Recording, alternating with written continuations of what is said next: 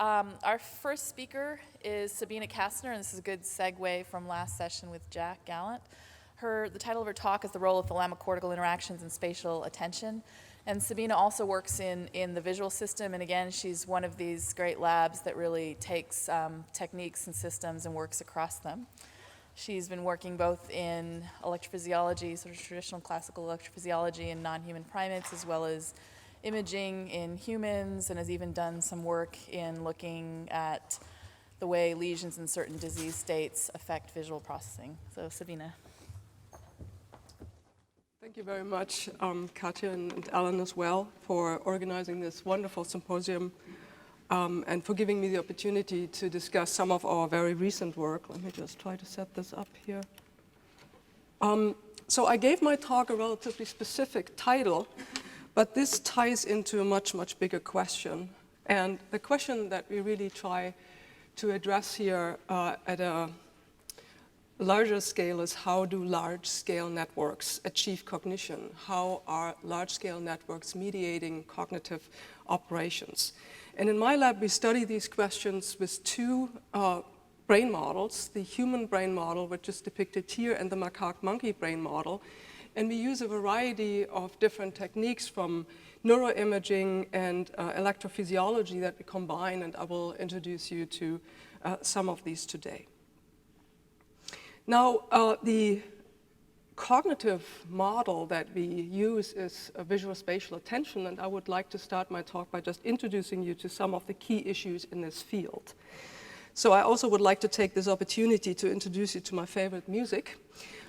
This is one of the shots, as some of you know at least, from the photo session for the famous Beatles Abbey Road album.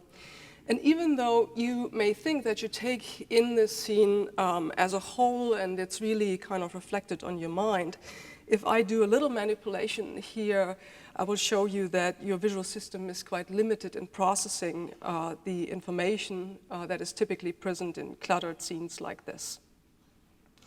So if I run this as a little movie, and these are two frames of an almost identical scene, there's just one change in the scene, and I will ask you with a hand sign to show me once you have discovered that scene. Many of you, but there are a few, I think, who didn't see it yet.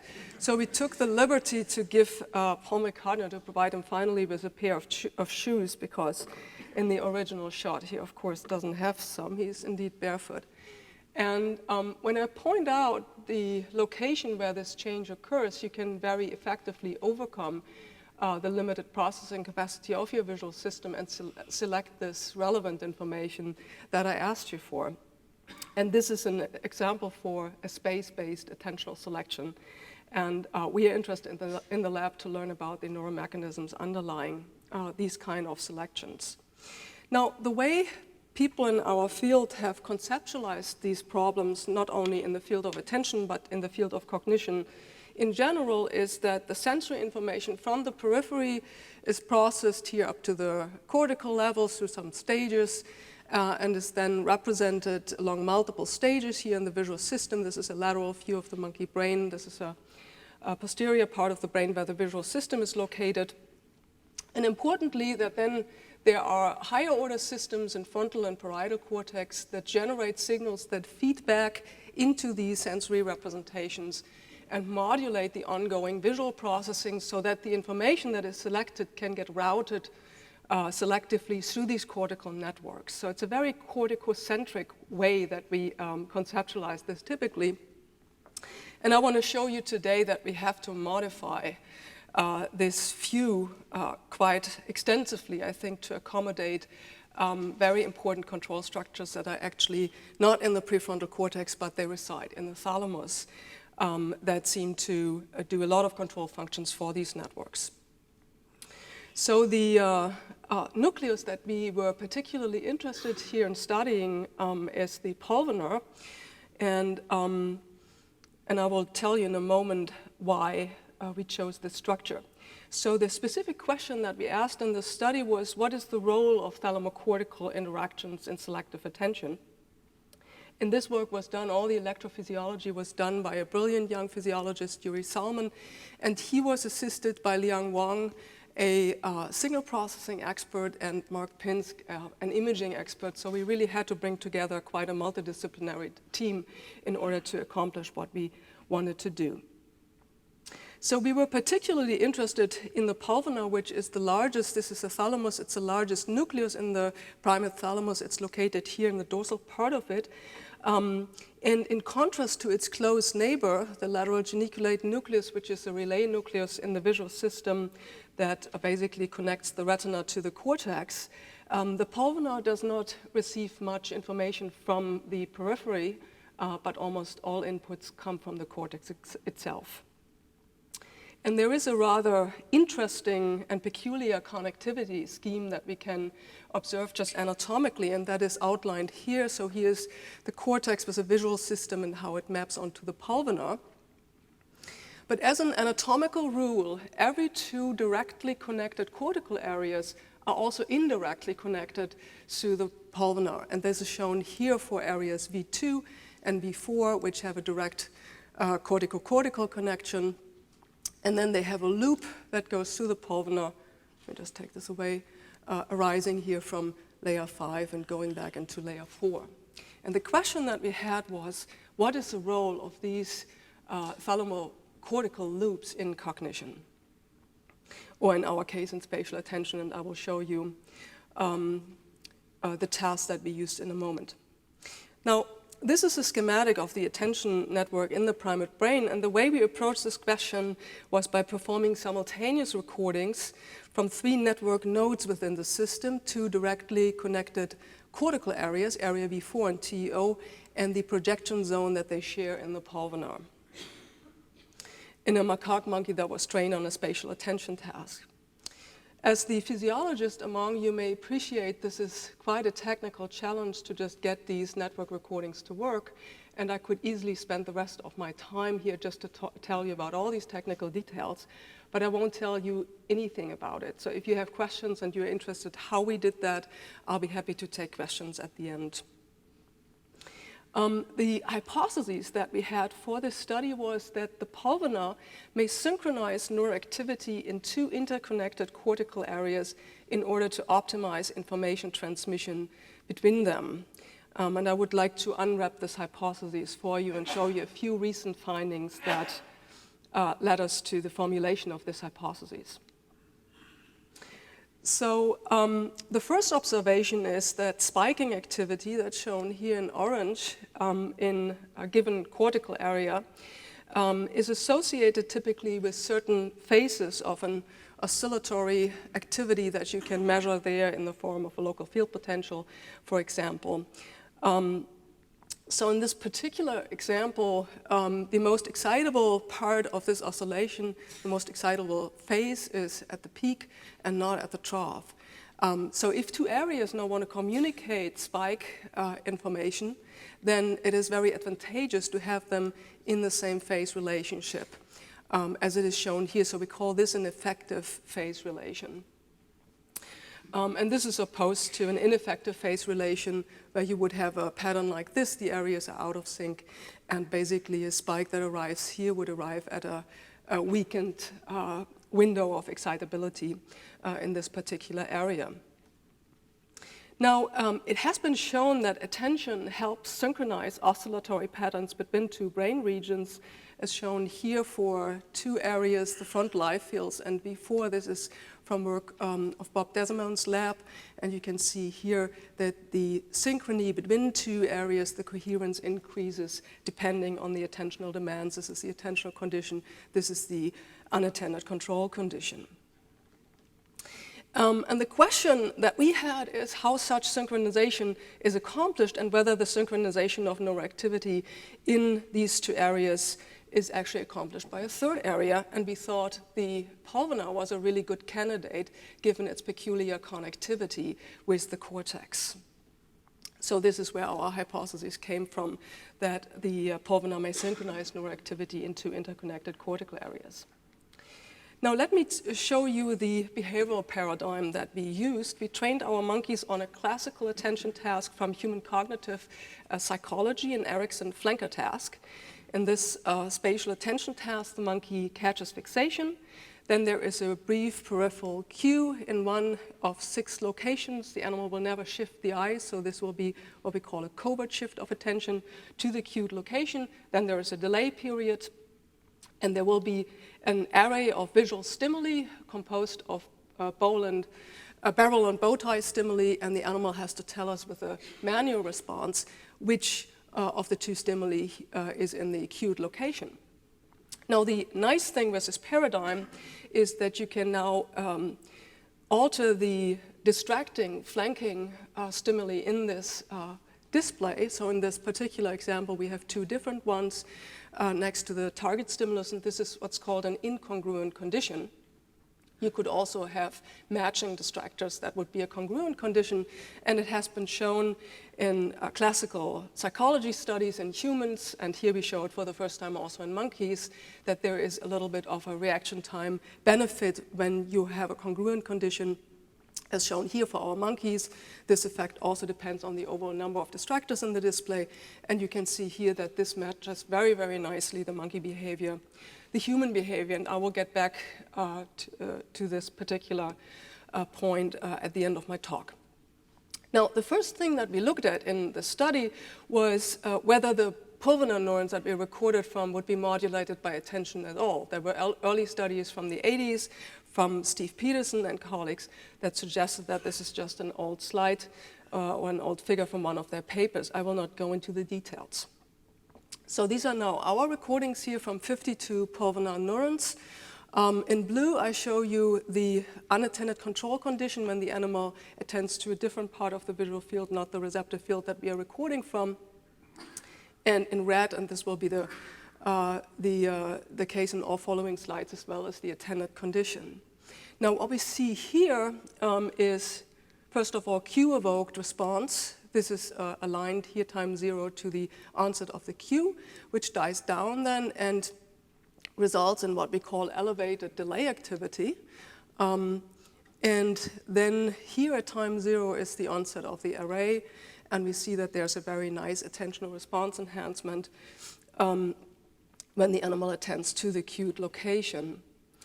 Now, what I'm going to focus on for the rest of my talk is actually the elevated delay activity. So this is a state when the animal has been cued to direct attention to a location in the visual field, but there's no further sensory input yet. So this is a pure cognitive state that the animal is in. And we were particularly interested in this one.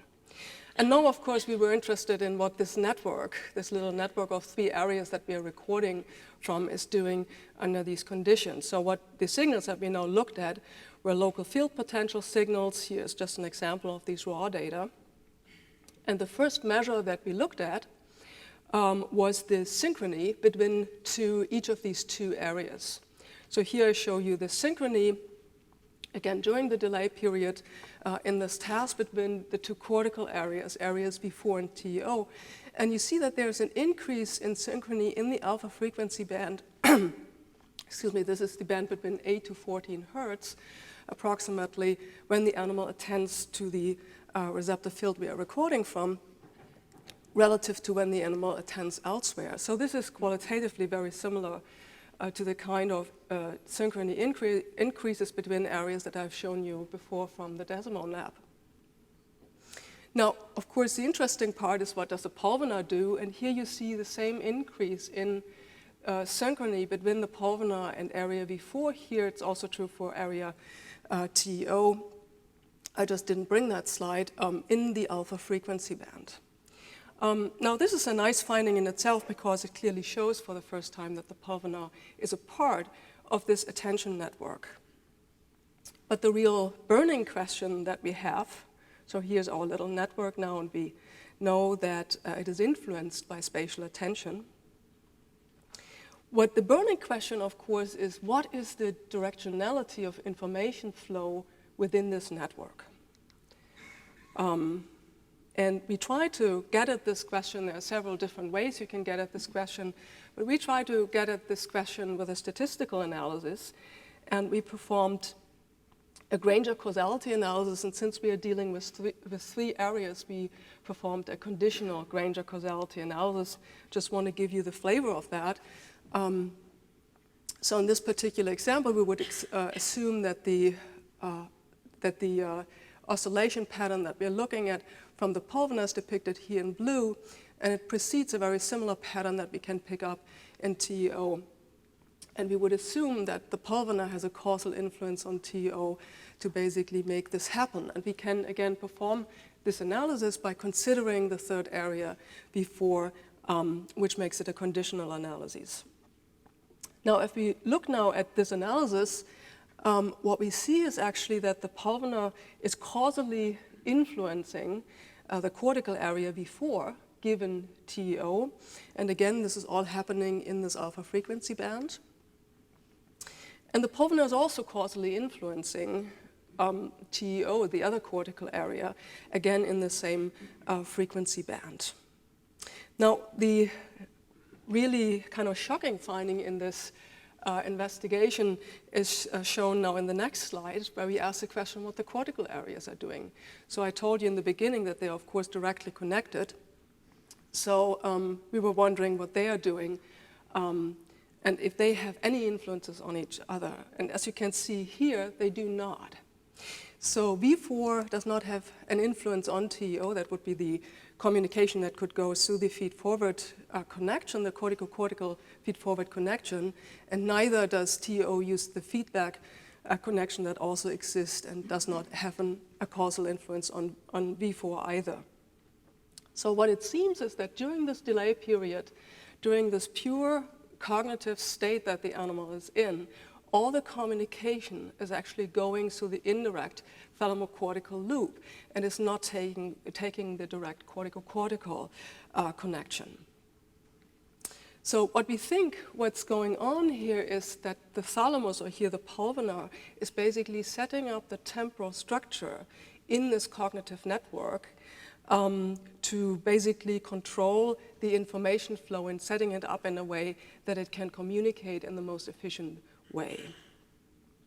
And as I said in the beginning, this is, I think, a very important control function, and we need to rethink this whole concept of top-down that we have in cognition and of the importance of prefrontal cortex, which is certainly important, so I don't want to question Earl's talk in any way, but I think we just have to expand these kind of concepts to really look for certain functions that are just done by other brain areas, and this also includes old brain regions like the thalamus. Now, let me basically take 2 more minutes to show you where we go from here. Well, obviously, coming back to the schematic of the attention network of the primate brain, establishing these kind of network recordings, we have here recorded from 3 areas. We can record easily from 5 or 6 areas at the same time. Using the methods that we have established, we can explore a lot of the way communication is set up in this network and the relations of these different nodes and so on and so forth. But we have begun during the last year and we will do that. I mean, we will continue working on that, obviously. But we have done something in addition that we find very exciting, and I just want to give you a little bit of a preview. There's no real story here, but I think I want to give you the flavor of how we want to extend that now to the human brain. So I've told you in the beginning that we trained our animals on an attention task that has been widely used in human cognitive psychology. And the 2 primate species actually show the same behavioral pattern. And this really opens up, I think, an opportunity to do what we call comparative electrophysiology. And I want to give you an example here. So what we have done is we have recorded neurons in the lateral interparietal area that's in the posterior parietal cortex of the macaque monkey, and we can pick up there a number of different electrophysiological signals, and we can also record intracranially from patients, from epilepsy patients who are implanted chronically with subdural grids for diagnostic purposes. And we have done that together in a collaboration with Bob Knight at UC Berkeley. And bringing in a wealth of information that we have collected in our field and also in my lab over the last 15 years or so from human functional MRI. We are now actually in a position that we can derive atlases and link recording sites like this particular electrode here in this ECOG patient or epilepsy patient related to underlying functionality of this particular part of cortex. So this electrode actually ends up in an area that is relatively well characterized in functional terms. We call it in the human the intraparietal sulcus area 3. And this area we have very good reason to believe is functionally very similar to this area over here. Now, we can perform these studies that we did in our monkeys and also in humans, and so the humans do the exact same task while we're recording from these electrodes. So I just show you 2 bits of data here to give you again the flavor. So one reassuring and nice thing is that these recording sites here have response fields that are spatially confined. So very much like a spatially receptive field that you know from monkey physiology. And then in our flanker task, when our patient is attending to, this is again during the delay period after being cued to the response field, we see this massive increase here. This is the cue onset in the high gamma frequencies as compared to when the patient would attend to these regions of space, which would result in this activity. And again, this is, of course, at least qualitatively similar. In our monkey recordings, these are just single-cell recordings showing this kind of elevated delay activity, and I think that we can now start to ask really interesting questions with this preparation, just like how do ECOG signals relate to spike and local field potential activity? What are the coding mechanisms across primates that can best predict behavior in this task? Or are the neural mechanisms related to attention even preserved across evolution in these primate species? And with this, I thank you.